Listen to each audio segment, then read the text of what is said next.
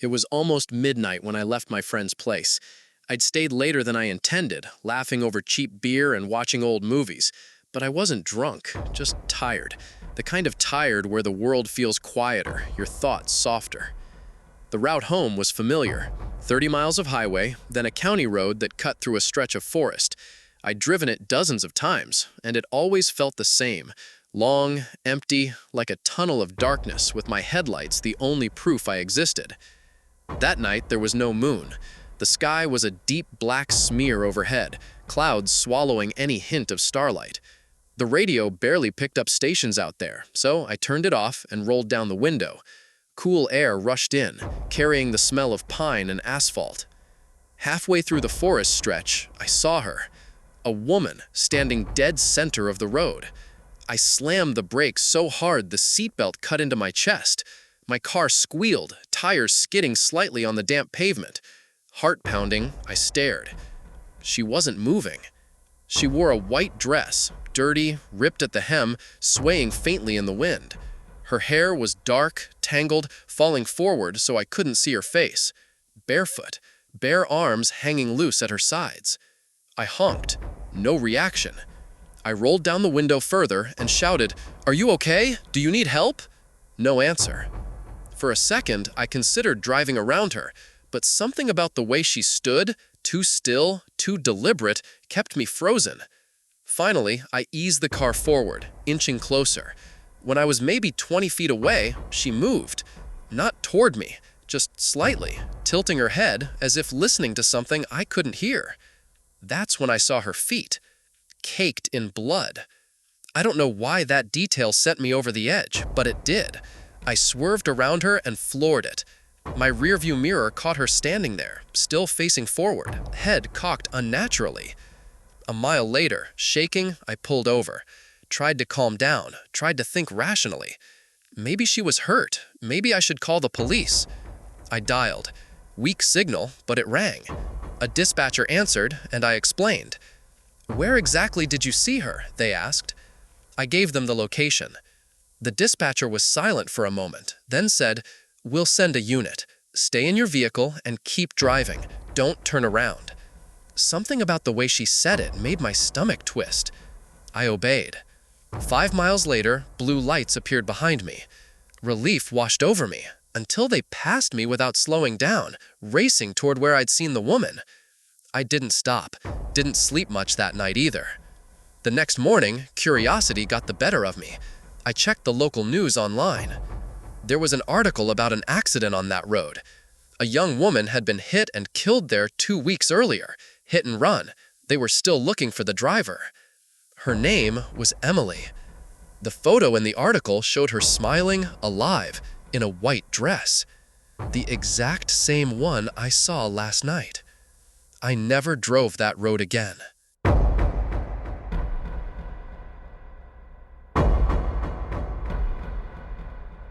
There's a particular kind of fear that only hits you when you're alone on an empty road at night. The hum of the tires becomes deafening. Every shadow seems to move. And when headlights appear behind you, it feels like a lifeline and a threat at the same time. I was driving home from my night shift, small-town diner, closing up after midnight. The road I take is backcountry, barely any streetlights, bordered by cornfields and old barns that look abandoned even in daylight. That night, about 10 minutes into my drive, I noticed headlights behind me. At first, nothing strange, just another late-night driver. But after a few miles, I realized they weren't passing. No matter if I slowed down or sped up, they matched my speed. I tried to shake it off. It's rural Iowa. People drive weird. But then they got closer. High beams, blinding my mirrors. I took a deep breath and reminded myself, maybe they're just trying to see better. Maybe they'll pass soon. They didn't. Instead, they started flashing their lights. On, off, on, off. Rapid, aggressive. My chest tightened, adrenaline surged. I gripped the wheel and took the next turn, a sharp right onto a smaller road that cut behind the fields. It was darker, narrower. I hoped whoever it was would keep going straight. They didn't. The pickup followed. I floored it. Gravel sprayed as my tires fought for traction. The truck stayed right on me, engine roaring. Another turn, left this time, then another. I didn't know where I was going anymore, just trying to lose them. That's when I saw it, a faint light ahead, a gas station. I pulled in fast, skidding to a stop under the flickering fluorescent canopy. The truck stopped too. It parked at the far end of the lot, engine idling, lights still on me. I ran inside. The clerk looked up, startled, as I gasped out what happened. He grabbed the phone, called the sheriff. While we waited, I peeked out the window. The truck was gone. By the time deputies arrived, there was no sign of it. They took my statement, checked the cameras. The weird part? The cameras caught me pulling in, but nothing behind me. No truck, no headlights, nothing. The deputies exchanged a look they didn't explain. One finally said, "You're not the first to report something like this. Always the same stretch of road, always at night." He didn't elaborate, and I didn't ask. But I switched routes after that. And every time I see headlights behind me on a lonely road, I can't help but check the mirrors, waiting for high beams to flicker on and off.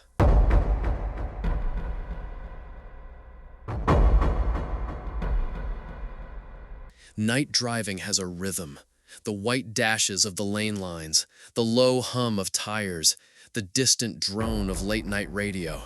It lulls you into a trance. I was halfway through a cross-state drive when I realized I needed gas, badly. The gauge was almost on E, and there hadn't been a station for miles. Then I saw it, a glowing sign off the next exit. Mile 46, gas and mart.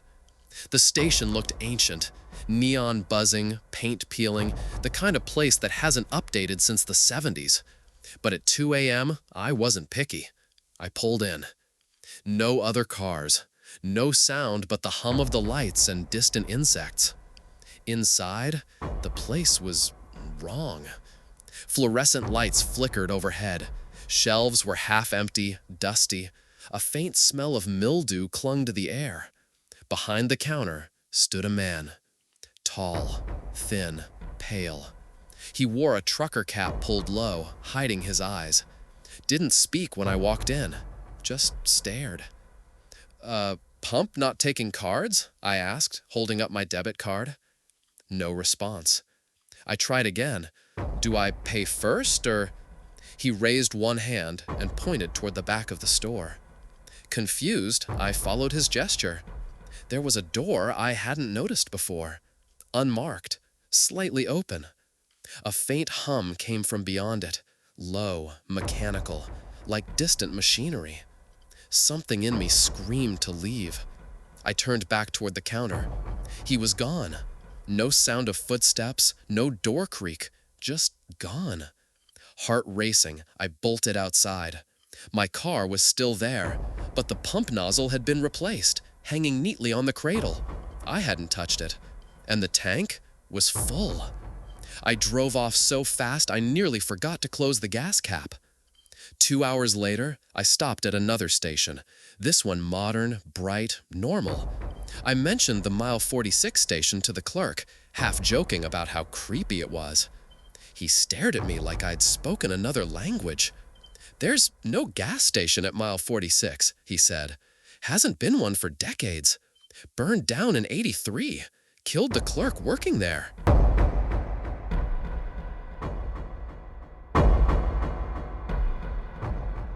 There's a stretch of highway outside my town that most people avoid after dark. It's not because of crime, or even animals crossing the road. It's the overpass. From a distance, it looks ordinary. Just a concrete bridge spanning a riverbed, connecting two forgotten rural routes. But at night, there's a feeling there, like the air thickens, sound dampens, and you're driving into a tunnel that doesn't exist on any map. I didn't believe any of it. I thought the stories were just bored small-town talk. That changed last fall. I was heading home from a friend's wedding. It was late, maybe 1 a.m. I'd taken the back roads to avoid traffic, winding, narrow highways lined with fields and scattered woods. My GPS routed me over the infamous overpass. The night was unnervingly quiet. No other cars, no wind, just the hum of my tires on cracked asphalt. The sky was overcast, hiding the moon, making everything unnaturally dark beyond my headlights. As I crested a small hill, I saw it. A car sitting on the overpass. At first, I thought it was abandoned. Its headlights were off, no movement inside, just parked dead center of the bridge, angled slightly sideways. I slowed down, uneasy. Something about it felt wrong, like it was waiting. When I was maybe 50 yards away, its headlights suddenly flicked on. Blinding high beams. I braked instinctively, heart slamming against my ribs. The car didn't move, didn't honk, just sat there with lights glaring straight into my windshield. I flashed my brights back, hoping whoever it was would take the hint and pass or move. Nothing. I honked. Still nothing. Slowly, I edged forward. As I drew closer, I could make out details. An older sedan, maybe late 80s or early 90s, faded paint, a missing hubcap, windows tinted so dark I couldn't see a face. I stopped about 20 feet away. The two of us sat there, engines idling, beams cutting through the fog. Then their lights turned off. Total darkness. Before I could react, they came back on, this time behind me. My stomach dropped. The car was now in my rearview mirror. I don't remember making the decision to drive. My body just reacted. I slammed the gas and tore across the overpass, heart in my throat. In my mirror, the sedan followed. Close, too close. Its lights flickered erratically, on, off, on again, like it was playing some sick game. I pushed my little hatchback as hard as it would go, tires screeching on the curves. The road ahead was nothing but blackness and scattered reflectors. Every time I glanced back, the car was still there, sometimes right on my bumper, sometimes gone, pitch black emptiness, until the lights flicked on again, inches behind me. 10, 15, I didn't dare slow down. Finally, I spotted another overpass ahead, a different one, newer, well lit by a single street lamp. As soon as I crossed it, I pulled off onto the shoulder, gasping for air, gripping the wheel so hard my hands hurt. I waited. Seconds turned into minutes. No car, no lights, nothing but silence and the distant chirp of crickets. I thought maybe I'd imagined it. Maybe I was overtired, paranoid. Then I looked at my phone. No signal. Not unusual out there. But the time on the lock screen made my stomach lurch. It was 3:17. 2 hours had passed. The drive from that wedding to my house? 30 minutes. I got home shaking, told myself I wouldn't tell anyone. Who would believe me? But the next morning, curiosity gnawed at me. I Googled car, overpass, highway, my county. First result, a forum post from 2009. Does anyone else see the headlights on the old river overpass? I drove through last night. Car appeared in front of me, then behind me. Lost 2 hours I can't explain. Never taking that road again. There were dozens of replies. Same story, same details. Some swore it was a ghost, an old drunk driver who died in a wreck. Others said it was something worse, a kind of mimic, something that isn't a car at all.